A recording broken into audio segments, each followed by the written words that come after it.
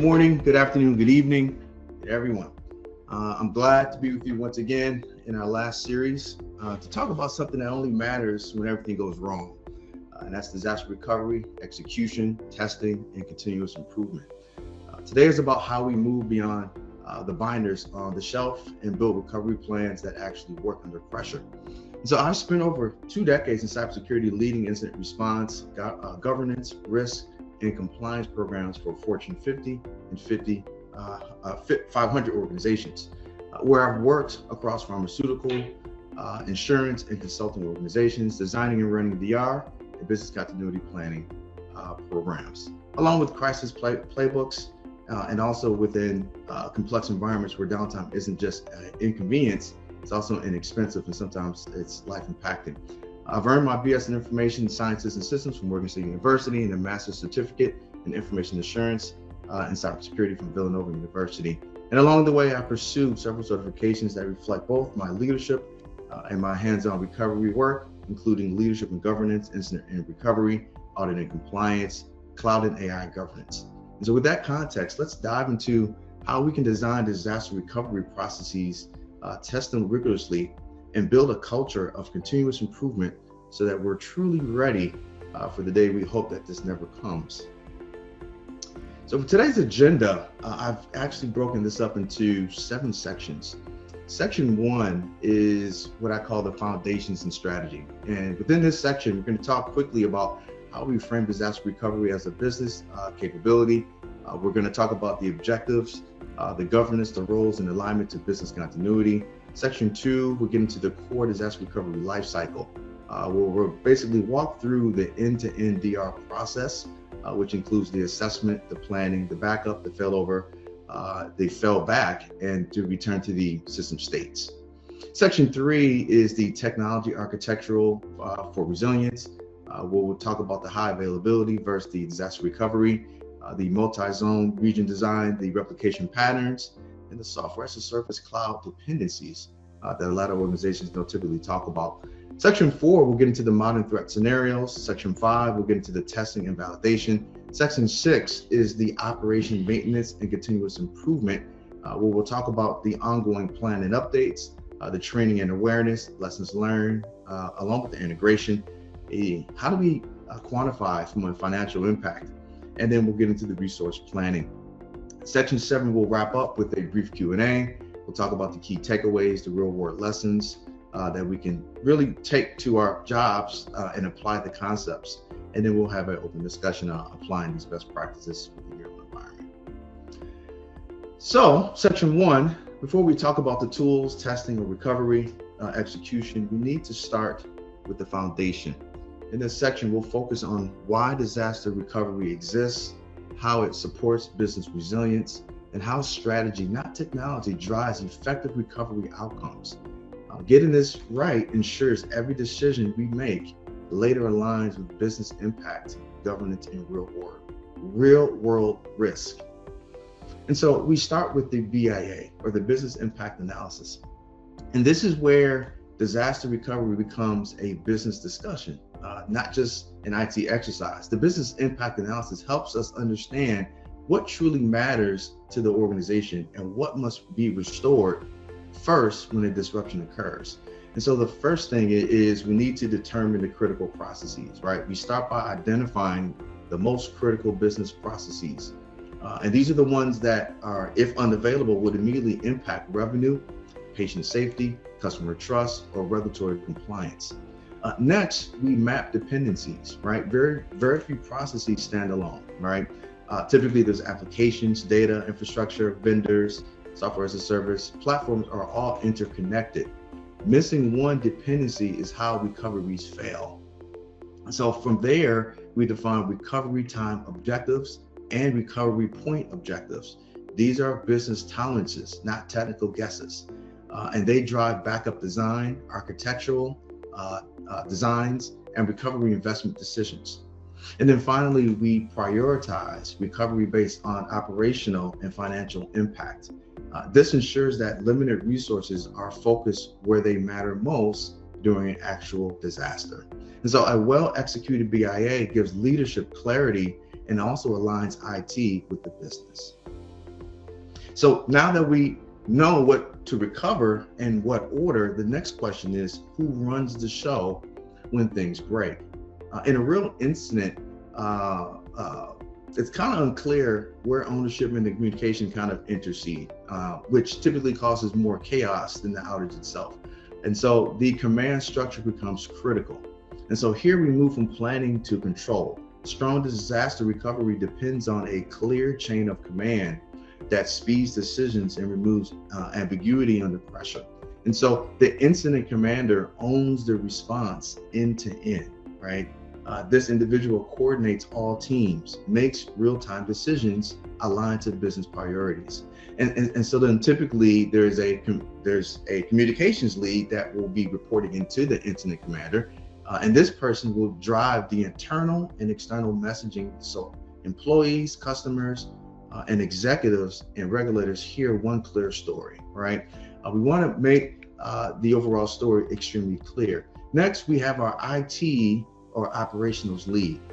Now, this individual is leading the technical recovery, right? And this is where we're bringing critical systems back online and we're meeting that RTO or RPO target. We also need to engage key third parties early, keeping the vendors and our software as a service partners aligned to our recovery priorities. Too many times the vendors may not understand what our RTO or RPO really is, and so they don't really understand the urgency. And then last, we have our legal and property roles, which guides the response to avoid regulatory and legal landmines, especially when data loss or breaches are involved. So once command and control are established, recovery efforts must align with regulatory expectations, because recovery done wrong can create more risks than the outage itself. And so disaster recovery isn't optional in a regulated environment. Frameworks and regulations define how recovery must be planned, executed, and tested. And so when we think about some of these requirements, one of the ones that comes to mind is HIPAA, right? And so HIPAA requires the recoverability of EPHI, right? And how do we demonstrate contingency planning, right? The next is NIST 834, which provides structured guidance for contingency and disaster recovery planning. If you've been in my older series with disaster recovery, you heard me say and talk a lot about the ISO 22301. And this is a business continuity standard where it integrates disaster recovery into enterprise-wide continuity management. We also have SOC 2 control criteria, which sets expectations for tested recovery capabilities, especially available controls. And then last, we have our state regulatory requirements. And this is typically where recovery plans must also align with applicable state laws and sector-specific rules. So once recovery expectations are set, the next question is simple. Can the architectural makeup actually deliver on them? Okay, so this slide here will highlight how the architectural choices directly determine whether recovery is fast, reliable, or even possible. And so when we think about the availability versus disaster recovery, we need to understand that high availability minimizes disruption. Disaster recovery restores operations after failure. Geographic redundancy protects against localized and regional outages, which is extremely important. And then we also have to understand how the replication choices impact data loss, consistency, and our recovery speeds. But none of those options work if we don't have a failover automation process. And so the automation removes delays, reduces human error during a failover. Software as a service dependency mapping has to be clear. You can't recover what you haven't mapped. And so third-party dependencies must be included here. As we move to section 2, we've covered strategy, governance, and the architectural makeup. But now we must move into how disaster recovery actually works in practice. So this section will kind of walk us through the end-to-end life cycle from preparation and backups to execution, recovery, and return to a more normal operation state. So now we're moving from a structure to execution. Okay, so this is how disaster recovery is designed to work end to end. And so here, the first option, or I should say observation that we need to understand is our DR process overview. The DR process overview provides a high-level view of the key recovery steps. Next, we need to identify the critical assets. We need to know exactly which systems, data, and resources must be recovered. Next, we need to understand our backups, right? Our backup redundancy platform or our cycle. So backups and redundancy make recovery possible, not optional. And then last, we need to understand what type of runbooks do we currently have in place. We need to ensure that our recovery actions are fast and repeatable. Once the recovery flow is defined, the next step is building it so that it works for your risks and environment. And so we need to understand how our recovery plans are developed, how aligned they are to risk, and are they executable, right? So can we execute during any disaster in any moment in time? And so when we think about any disaster, we're typically talking about a natural cyber technology risk that could disrupt operations, right? We're also talking about defining the objectives, right? So setting, and before we talked about this before, but setting the RTOs and RPOs that reflect the real business tolerance. We're also getting into the catalog of systems, data, and dependencies to avoid recovery blind spots. And we also need to establish a backup and redundancy plan. We also need to understand, is this plan achievable? I think sometimes we have, or see a lot of organizations where they create plans that are unachievable. Every recovery depends on one thing, whether your backups actually work. So this part of the recovery lifecycle focuses on one control that determines whether recovery succeeds or fails. Backups, not just having them, but designing, testing, and governing them correctly. So we start with the backup frequency, okay? This is driven by the business impact, of course, how much data loss the organization can tolerate, and how quickly the data must be restored. Once we know what data must be protected, the next decision is how the data is captured and stored, right? And so we need to choose between a full backup, a incremental backup, and a differential backup, It's about balancing the recovery speeds, storage and efficiency, and operational complexities. But even the best backup design is meaningless if we've never proven it actually works. And so we need to regularly restore our backups by testing, which would verify that the backups are actually intact, recoverable, and free from any corruption or malware, especially critical during a cyber event or a past cyber event. But beyond the recovery, backups also carry a legal ramification or regulatory responsibilities. And this is typically where the retention policies ensure backups are kept securely for the right length of time to meet compliance, audit, and business requirements without introducing unnecessary risks. So once backups are trusted, the recovery shifts from protecting data to moving live operations without breaking the business. And so here we focus on the playbook for moving from primary to secondary sites during an outage, and then safely returning once the overall stability is restored. And so typically the failover is the control transition from the primary environment to a secondary site to keep services running during a disruption. Failover keeps the business alive, but it's only temporary, right? The failback restores operations to the primary environment once systems are stable, synchronized, and safe to reuse. However, both the failover and failback introduce risk if data protection isn't tightly controlled. And so this is typically where our data loss prevention, or DLP, which ensures critical data remains protected before, during, and after the recovery, preventing loss, leakage, or any type of disruption.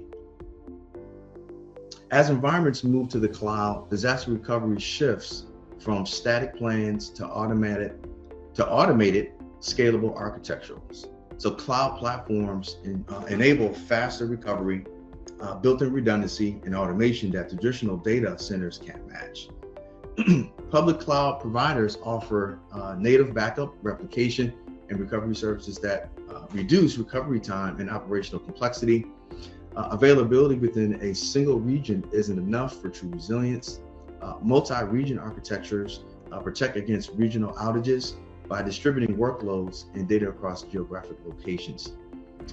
Resilience improves significantly when recovery is automated, repeatable, and auditable.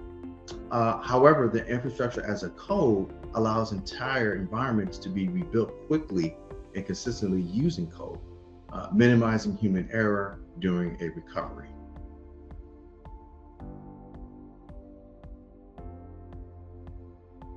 Up to this point, we focused on building and executing recovery capabilities. Now we shift to what actually puts those plans to the test, right? Modern real-world threat scenarios typically come to mind, right? And there's many of them that we can certainly talk about. But today's disruptions are no longer limited to hardware failures or natural disasters. Cyber attacks, cloud outages, ransomware, and third-party failures now drive most disaster recovery events. Modern disasters are increasingly cyber-driven, but when ransomware or data corruption occurs, recovery speed depends on preparation, not improvisation. These scenarios test whether recovery plans can withstand active attacks, where data integrity, not just availability, is at risk. And so when we think about backups, right, one of the first things that come to mind are immutable backups. Immutable backups ensure attackers cannot encrypt, alter, or delete recovery data, creating a last line of defense when our primary systems are compromised. Immutability is critical, but true isolation matters. And so when we think about that, we're really speaking about the offline vaulting. Offline vaulting and air gap backups prevent attackers from reaching recovery assets, even after full network compromises. However, once safe data and the data is actually confirmed, recovery must follow the right order, right? Systems and data are restored in a controlled sequence to prevent reinfection and ensure dependent services come back online cleanly. But restoration only works if the data itself is trustworthy, right?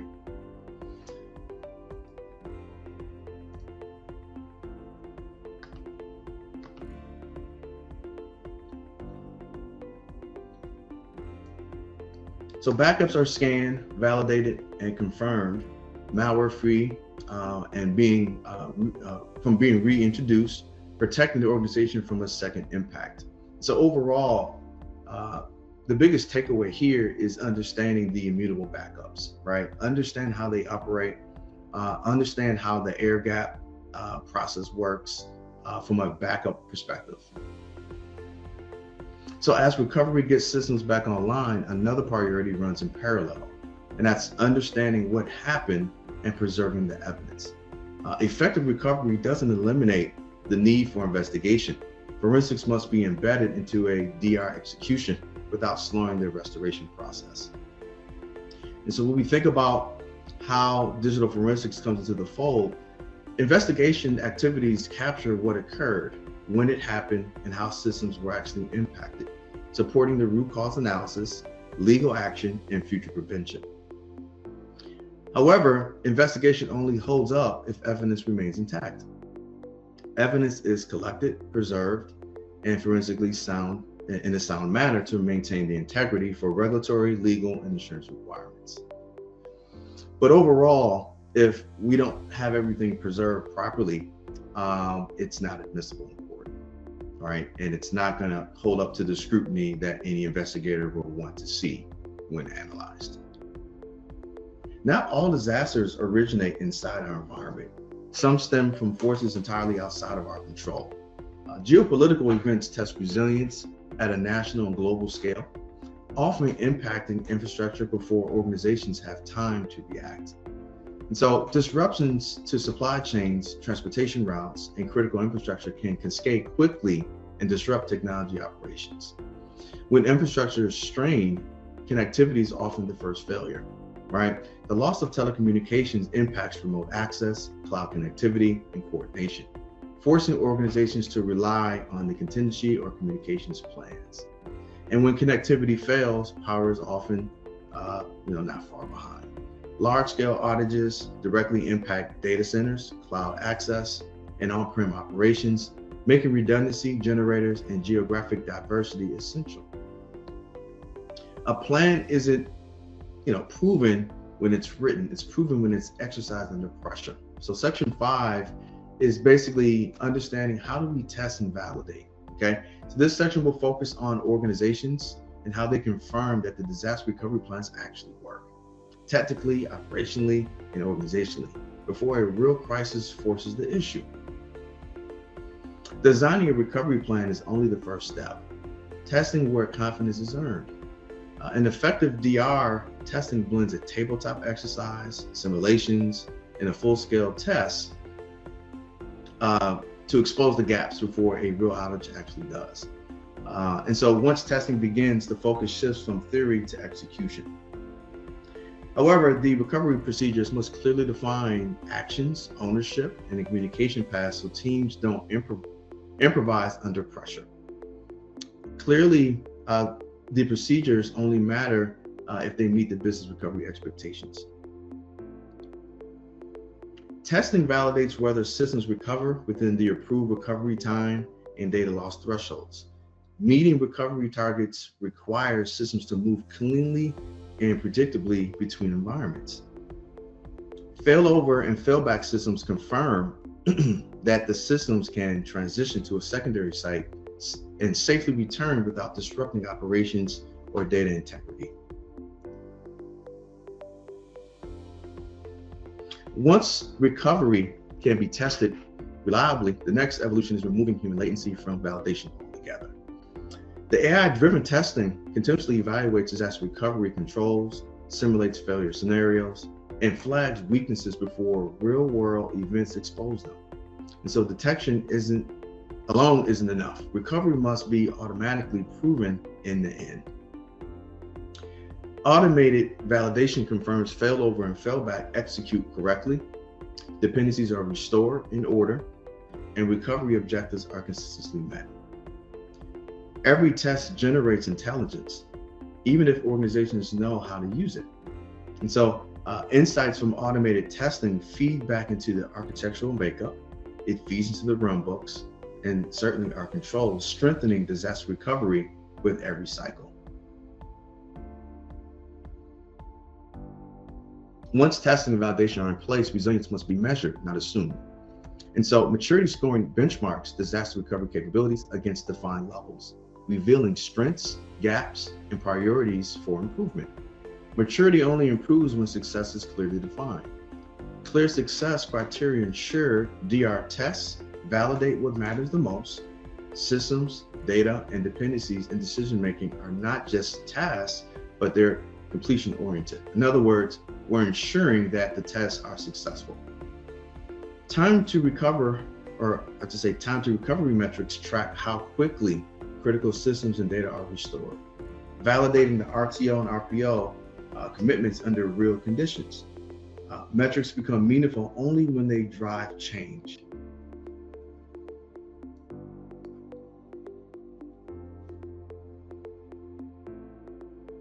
Metrics become extremely tactical and consistent when we understand the lessons learned from the tests and incidents and ensure that we have the right plans that are implemented. And what happens from here is that they close the loop between the recovery, the learning from a long-term resilience process. Section 6 into our operations and maintenance and continuous improvement is basically going to highlight the disaster recovery process when systems come back online and how do we actually maintain them for operational resilience. So disaster recovery plans age quickly, as you probably all know. As the business technology stack and threat landscape evolve, the plan must be reviewed and updated to stay relevant. Updating the plan isn't enough. It must be continuously tested to confirm that documented procedures actually work under real-world conditions. A tested plan still fails if people don't know their roles, right? Ongoing training ensures teams understand their responsibilities and can execute confidently and during any disruption. Every test in real incident reveals gaps, right? Capturing lessons learned turns recovery events into opportunities. to strengthen resilience rather than repeat mistakes. And so together, these activities transform disaster recovery from a static document into a living, continuously improving operational capability. Up to this point, we focus on how to design, test, and improve disaster recovery. The next logical step is answering the question if every executive may ask, what does downtime actually cost us? Let's look at how models like FAIR can put real numbers around business impact. To manage downtime, we first have to define this into a financial terminology.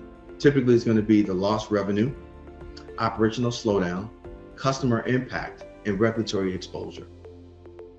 Once downtime is defined, risk models like FAIR translate technical disruption into measurable loss scenarios by combining frequency and impact. With risk quantified, organizations can calculate the real cost of every minute of outage, connecting recovery time directly to dollars and business risk. Once downtime is quantified in financial terms, organizations must shift from theory to execution, deciding where to invest, how staff recovery should be implemented, and which technologies deliver the greatest return on resilience. And so here we need to examine the cost of DR versus downtime. Organizations compare the cost of a disaster recovery process and their controls against financial impact of downtime to justify investments and avoid underestimating the risk. Effective recovery depends on having the right mix of internal teams, external partners, and on-call expertise to support DR planning, testing, and execution. Automation platforms, cloud tooling, and orchestration technologies reduce recovery time, minimizing human error and improving consistency during high-pressure events. And so, well-planned budgeting and resource transform disaster recovery from a reactive expense into a measured, defensible business investment. Technology recovery alone doesn't stabilize an organization. Clear, timely, and controlled communication is what maintains trust, compliance, and leadership confidence during a crisis. A defined escalation path ensures senior leadership is informed early and so that they can make rapid, risk-based decisions during a onset or a major disaster. And so typically boards are briefed with clear facts, impact assessments, and recovery statuses to support governance responsibilities and oversight. Organizations must meet strict regulatory notification timelines while providing accurate, evolving information as the situation unfolds. There also has to be clear, consistent customer communications, which help reduce confusion. It also sets expectations, preserve trust during service disruptions. And we also have to have coordinated messaging through our PR and legal teams, which will prevent misinformation and protects the organization's reputation. And so a key takeaway here is that a disciplined communication strategy is critical as a technical recovery, right? Missteps here can create more damage than the outage itself. So we've covered a lot during this session, a lot of great information from strategy, architectural to testing, metrics, finance, and communications. Let's bring it all together. In summary, basically here, strong disaster recovery is built on clear strategy, resilient technology, rehearsed execution, meaningful metrics, realistic financial modeling, and disciplined communication. When all of these work together, downtime becomes survivable and resilience becomes a competitive advantage. And so effective DR spans preparation, execution, testing, communication, and continuous improvement. Not one time, at a time, or not, like an a la carte type of perspective, but basically the backups, the failover, and recovery procedures only matter if they're tested, validated, and repeatable under real world conditions. I have to stress that because this is a key pivotal component here. Next is the modern threats, demand, and resilience process, right? So ransomware, cloud outages, geopolitical disruptions require immutable backups, automation, and cross-region architectures. The RTO, the RPO, downtime costs, the maturity scores translate technical recovery into business and financial impact leaders typically understand. Clear roles, train staff, disciplined communication prevent chaos and reputational damage during any recovery process.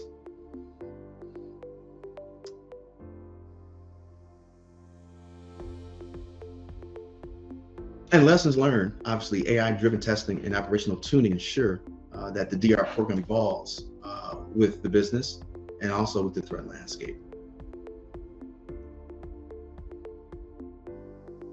So planning, testing, and execution only take us so far. The true resilience is built after real incidents actually occur. And so when organizations take what actually happened and turn it into a lasting improvement process, every disruption, whether a test or real world event, produces signals. What broke, what slowed us down, and where decisions got stuck. Capturing those lessons prevents repeating the same failures under the next crisis. These lessons must feed a formal improvement loop where we will be updating our run books, redefining our RTO and RPO targets, closing control gaps, and strengthening coordination across teams so recovery gets faster and cleaner every time. Execution is where strategy becomes reality, declaring the event, prioritizing the recovery tiers, restoring systems in sequence, and managing elapsed time against RTO and against loss against RPO without improvisations. Lessons learned from improvements strengthen execution, and strong execution generates better outcomes. This continuous loop is what separates organizations that survive incidents from those that mature because of them. And so we've walked through planning, execution, testing, metrics, communication, and real world improvement. This final section brings it all together where, you guys as participants should walk away knowing how and what to apply. And so think about this whole presentation kind of summarized into how do we understand disaster recovery process, right? And that is the effective disaster recovery starts with the structure process, understanding the critical assets, defining the recovery priorities, assigning ownership, and aligning technical and business expectations before any disruption ever occurs. Think about this as being proactive, right? If we're not proactive, we're not prepared. Next, plans that aren't tested are just assumptions, right? Regular, realistic testing exposes gaps in roles, timing, dependencies, and decision-making long before a real outage forces those weaknesses, into the open. Disaster recovery is not one-time effort. It's not a one-time effort. Infrastructure changes, new threats, and businesses, they grow and change, but they also require continuous updates, revalidation, and we also need to understand the maturity reassessments to keep plans relevant. And so organizations that study real incidents, both their own and others, recover faster the next time, right?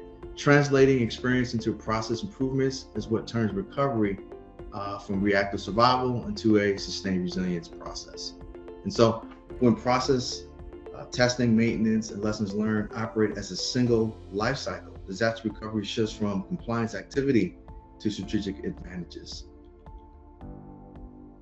Thank you all for your time and engagement today. We actually, this is our last session on disaster recovery. So thank you for joining. I'll turn it back over to our host, our EC Council host, for questions.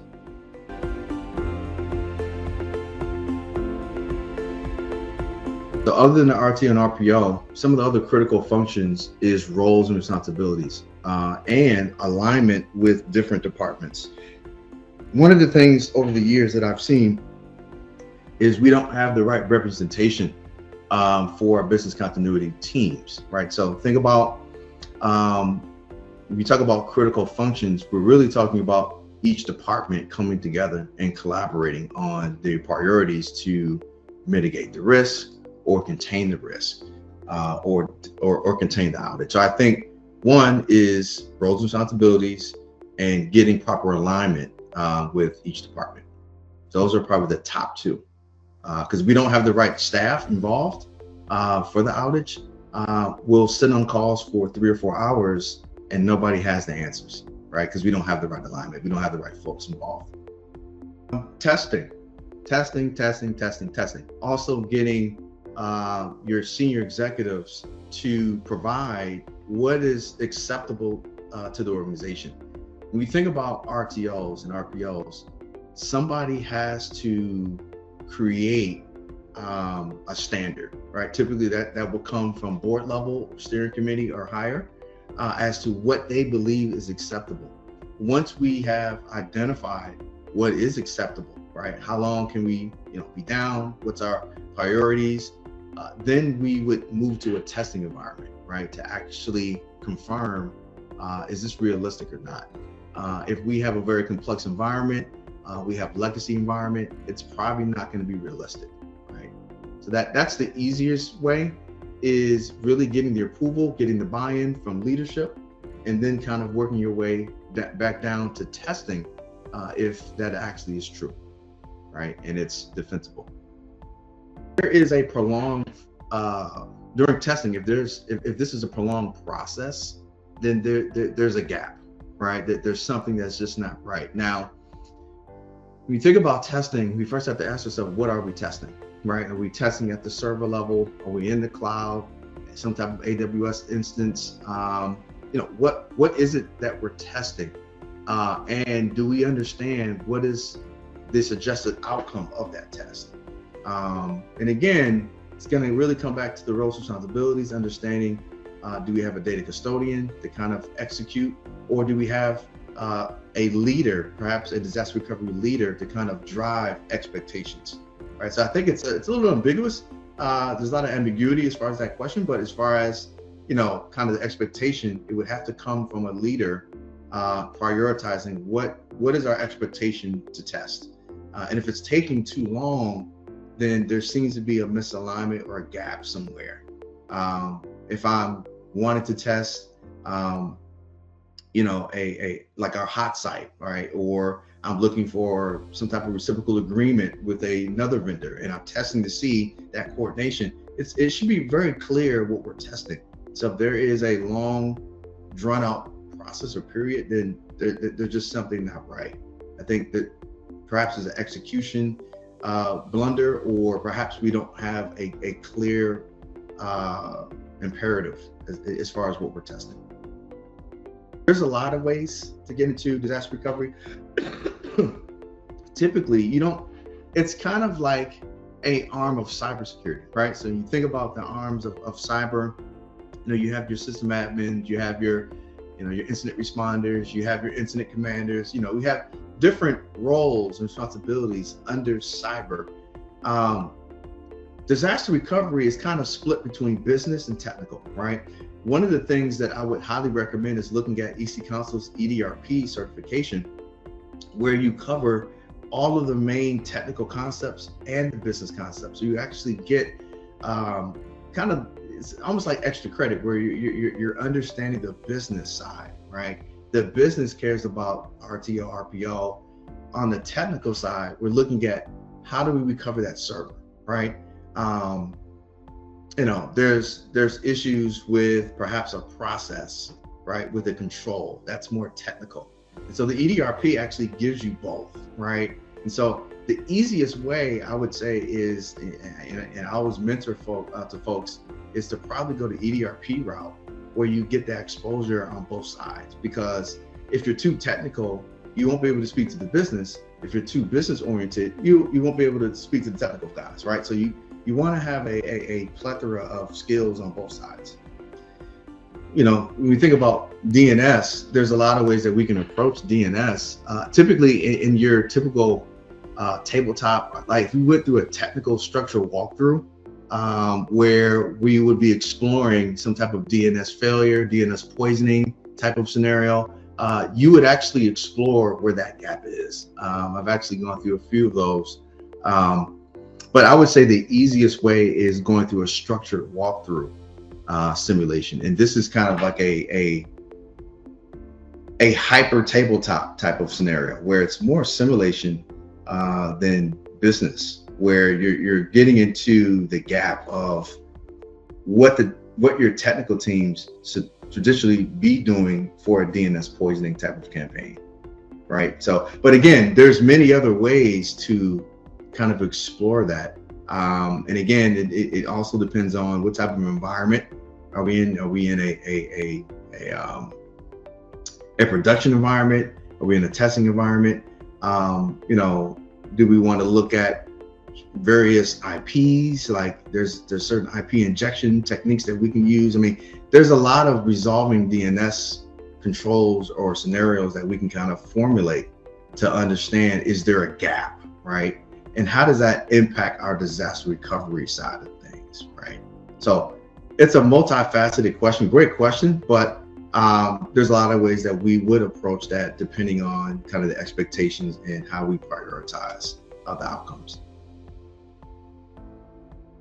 Applications, one of the things that come to mind is CMDB, right?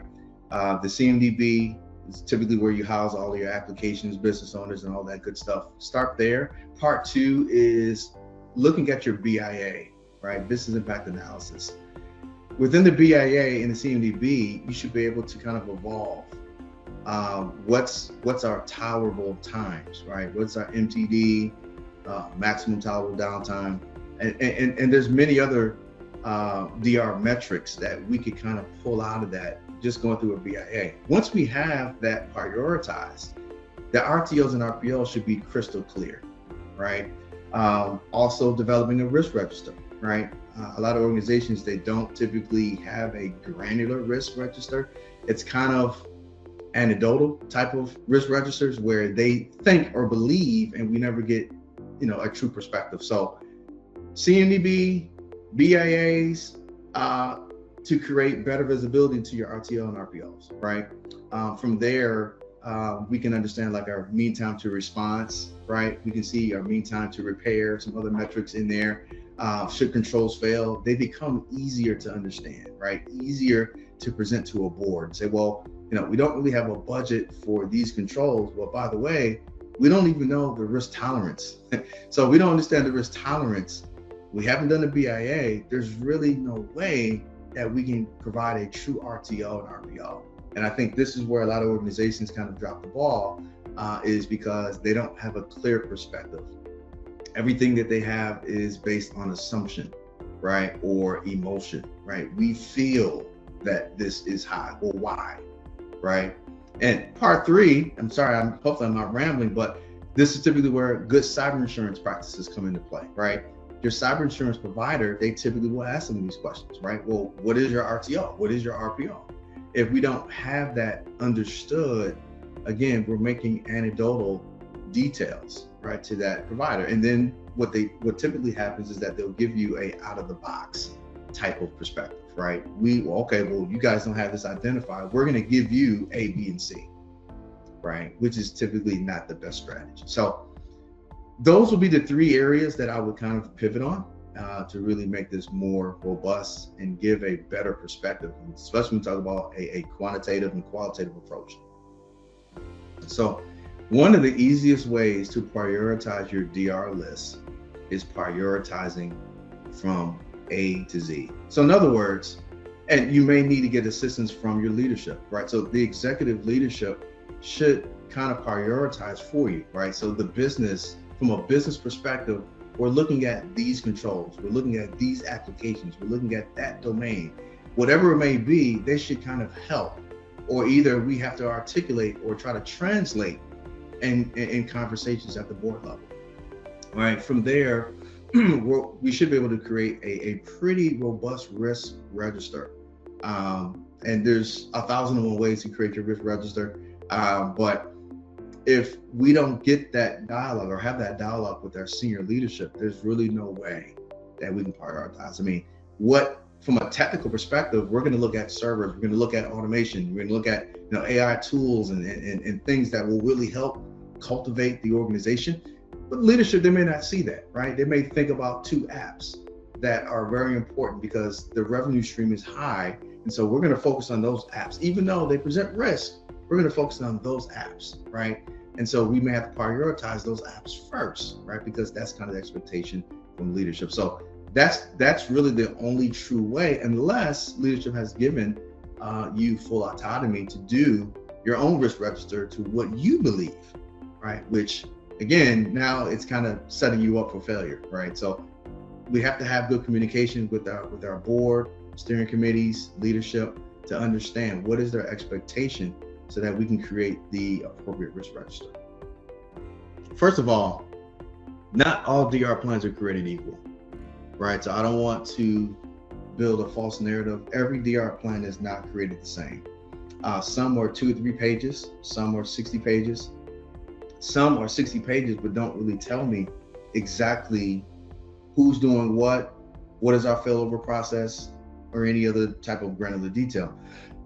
So as far as testing, it'd be kind of hard to test when we don't have the right detail in that DR plan in the first place, right? So I would start there, is reviewing the DR plan and aligning it to ISO 22301, which is to me, an international global standard for how DRP should look, right?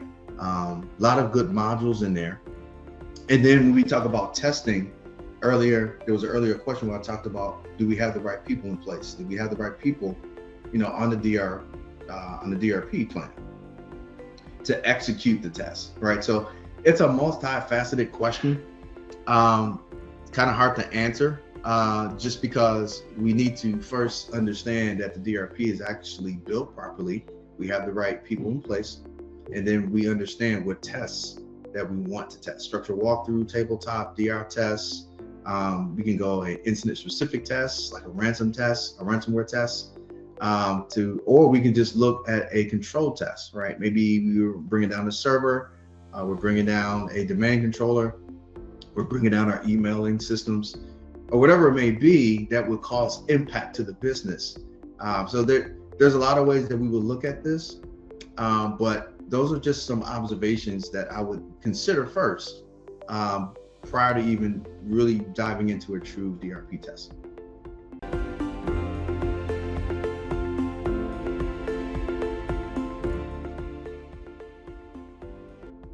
Just want to say thank you all for joining me on this webinar on DR, and look forward to you guys joining to our next series for 2026. Also, thank you to EC Council for doing a tremendous job working with me, getting all of the overall logistics ready to go for execution today. And I look forward to working with EC Council as well. So thank you all, and enjoy the rest of your morning, afternoon, and evening.